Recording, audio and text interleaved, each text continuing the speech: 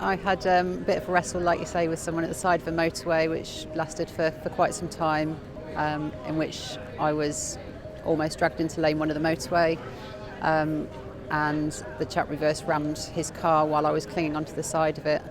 I sustained some quite nasty injuries, broken hands, bruising to the back and neck. He then made off down the motorway and I was able to get back into my police car and take up pursuit. It was just natural instinct, it was my job, it was what I needed to do.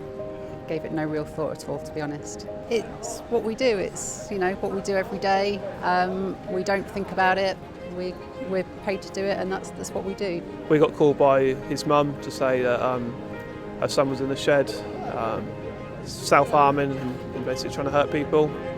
So I turned up with 3 special constables, and he was in the shed throwing hammers at us, threatening to kill us and things like that. And he doused myself, his neighbour and himself in fuel, which he had a petrol can, which none of us had seen, and then attempted to set himself on fire with us in the shed. I don't know how, but I jumped about 10 foot, grabbed him and got him out of the shed.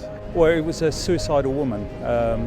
She had waded out to sea at Thorpe Bay in Southend after cutting her wrists.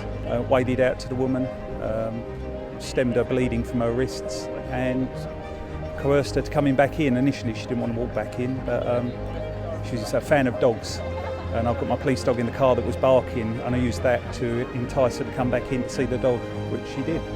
Initially my main concern was when I got to her and she refused to come back in, and at that point she still had razor blades in her hand and obviously was bleeding from the wrists, which were wide open. So it was more concern for her at that stage, just to get her back in. It's a real pleasure to be here, very nervous but really looking forward to it. It'll be a great experience. From a police point of view, I mean, it's recognition for all police officers, to be honest. The awards highlight what we do every day as officers. I'm very pleased to be recognised for obviously what I've done, and really looking forward to the day.